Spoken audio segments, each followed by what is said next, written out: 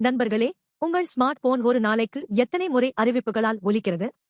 எண்ணற்ற விளம்பரங்கள், குழு அரட்டைகளின் நிற்காத செய்திகள்.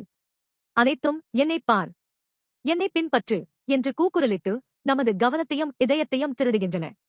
இந்த ஸ்மார்ட் போன் இரைச்சலுக்கு நடுவில் நான் என்பதன் உண்மையான மதிப்பை உண்மையாக அறிந்து என் பெயரை அன்புடன் அழைக்கும் ஒரு குரல் இருக்கிறதா? ஆனால் இயேசு உண்மையான மேய்ப்பனின் குரலை குறித்து இவ்வாறு சொல்கிறார். ஆடுகள் அவருடைய சத்தத்தை கேட்கின்றன, அவர் தம்முடைய ஆடுகளை ஒவ்வொன்றையும் பெயர் சொல்லி அழைத்து வெளியே நடத்திச் செல்கிறார்கள். யோவான் 10:3. அந்த காலத்தில் யூத மேய்ப்பர்கள் இரவில் தங்கள் மந்தைகளை ஒன்றாக கலந்து தூங்க வைப்பார்கள். காலையில் மேய்ப்பன் வெளியே வந்து தனது தனித்துவமான குரலால் போன் கிரேக்கத்தில் அழைத்தால் பல மந்தைகளிலிருந்து அவருடைய ஆடுகள் மட்டுமே வெளியே வரும். ஆடுகள் தங்கள் மேய்ப்பனின் குரலை காதால் அல்ல, இதயத்தால் அறிந்திருந்தன. இன்று நாம் அல்காரிதம் பரிந்துரைக்கும் குரல்களையே எல்லாமாக நினைத்து வாழ்கிறோம்.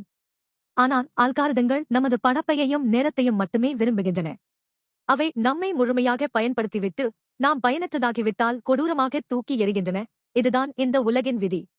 மனிதர்கள் ஏன் இவ்வளவு தனிமையாகவும் தவிப்புடனும் இருக்கிறார்கள் என்று தெரியுமா? வேதம் சொல்கிறது, பாவத்தின் காரணமாக நம்மை படைத்த சிருஷ்டிகர்த்தரான தேவனுடனான உறவு துண்டிக்கப்பட்டதால்தான். அதன் விளைவாக உலகின் பல பொய்யான குரல்களால் ஏமாற்றப்பட்டு இங்கும் அங்கும் இழுத்துச் செல்லப்படுகிறோம். இப்படி வழி தவறி அலைந்து கொண்டிருக்கும் நம்மை இரட்சிக்க உண்மையான மேய்ப்பரான இயேசு நேரில் இந்த பூமிக்கு வந்து தமது குரலை நமக்கு காட்டினார். அந்த குரல் ஒலித்த இடம் சிலுவை தான். இயேசுவின் சிலுவை மரணம் மற்றும் உயிர்த்தெழுதல் மூலம் தேவனுக்கும் நமக்கும் இடையே இருந்த பாவத்தின் சுவரை ஒரேயடியாக இடித்து சிருஷ்டிகர்த்தரான தேவனைச் சந்திக்கும் ஒரே வழியை திறந்தார்.